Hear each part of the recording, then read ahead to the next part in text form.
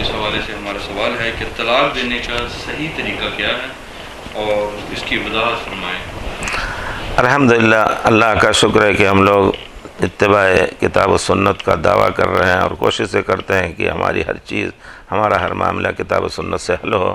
طلاق دینے کا صحیح طریقہ کتاب و سنت میں واضح طور پر بیان فرمایا گیا ہے، اور وہ یہ ہے، جس کا خلاصہ یہ ہے کہ اگر کوئی شخص اپنی بیوی کو طلاق دینا چاہے، اول تو طلاق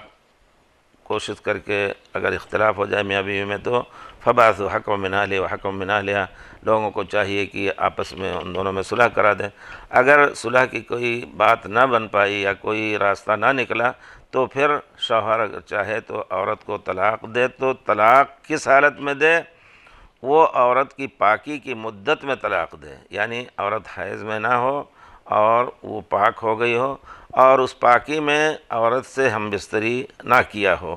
اس پاکی میں صرف ایک طلاق دے، یعنی پاکی کی حالت میں جس میں اس نے بیوی سے ہم بستری نہ کی ہو، اور پھر اس پاکی میں ایک طلاق دے۔ ایک طلاق دے لینے کے بعد پھر نہ عورت گھر سے نکلے اور نہ شوہر عورت کو گھر سے نکالے۔ یہ اللہ کا حکم ہے، لیکن ہم مسلمان جہاں اور دوسری چیزوں میں اللہ اور رسول کو کے احکام کو پیچھے چھوڑ رکھا ہے، اس کو بھی پیچھے چھوڑ کر کے خود اس کا خمیازہ بھگتتے ہیں۔ اللہ تعالیٰ نے کہا لا تخرجوہن من بیوتہن ولا یخرجن، گویا ابھی ایک طلاق ہو لینے کے بعد بھی وہ گھر عورت کا گھر ہے، کیونکہ اللہ تعالیٰ نے کہا من بیوتہن، ان عورتوں کے گھروں سے ان کو نہ نکالو اور نہ خود نکلیں۔ اس کی بڑی حکمتیں ہیں، آپ واضح طور پر آدمی سمجھ سکتا ہے کہ اگر دو ایک بچے ہیں، بیوی الگ ہونا چاہتی ہے، شوہر نے طلاق دے دیا، لیکن ایک ہی گھر میں رہ رہی ہے اور شوہر بچے بھی ہیں، آپس میں ایک دوسرے بیٹھتے ہیں کھانا پینا، تو یقیناً کتنا بھی سخت دل آدمی ہو بچوں کی وجہ سے بھی قریب ہو سکتا ہے اور پھر رجوع کر سکتا ہے۔ اسی طرح اگر خدا نخواستہ پہلے طلاق اگر چاہے تو طلاق دے کر کے پھر اس کے بعد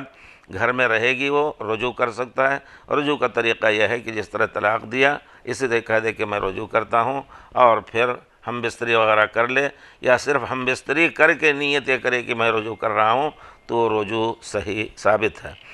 اس کے بعد پھر اگر نہیں رجوع ہو سکے تو دوسرا طلاق بھی حیض میں نہ دے۔ اب دیکھیے ایک مہینہ گزر گیا، عورت دوسرے مہینے میں داخل ہوئی،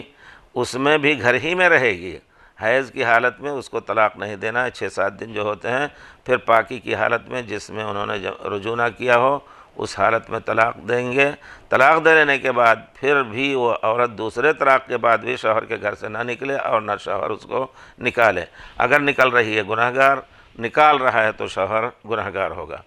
اس کے بعد اگر نہیں رجوع ہو سکے 2 طلاق کے بعد بھی، تو حیض گزارنے تک عورت شوہر کے پاس رہے گی،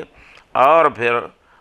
اس کو اگر رجوع کرنا ہے تو حیض کی حالت میں بھی رجوع کر سکتا ہے، نہیں تو پھر پاکی میں جب طلاق دے گا تیسرا طلاق، تو پھر اس کے بعد پھر اس عورت کو شوہر کے پاس رہنا جائز نہیں، کیونکہ اب حالت یہ ہو گئی ہے کہ وہ رجوع نہیں کر سکتا۔ اگر پہلی طلاق دینے کے بعد شیخ جی، اگر وہ ملنا چاہتے ہیں، اگر علیحدگی ہو گئی ہے اور اس کی عدت شروع ہو گئی ہے اور عدت گزرنے کے بعد اب وہ ملنا چاہتے ہیں تو وہ کیا کریں؟ پہلے طلاق کے بعد اگر وہ عدت گزر گئی تو بغیر کسی شبہے کے جا کر کے، جس طرح نئی عورت سے منگنی کرتا ہے، وہ جا کر کے اس سے طلب کرے کہ میں تمہیں اپنے نکاح میں لانا چاہتا ہوں، نیا نکاح، نیا مہر مقرر کر کے اور پھر گواہوں کے ساتھ اس کو واپس لا سکتا ہے بغیر کسی شبہے کے۔ جی، الحمدللہ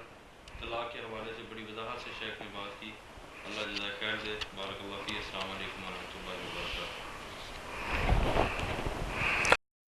اللہ کے دین کی دعوت اور لوگوں تک پہنچانے کے لیے اس ویڈیو کو ضرور لائک، شیئر، کمنٹ اور سبسکرائب کریں۔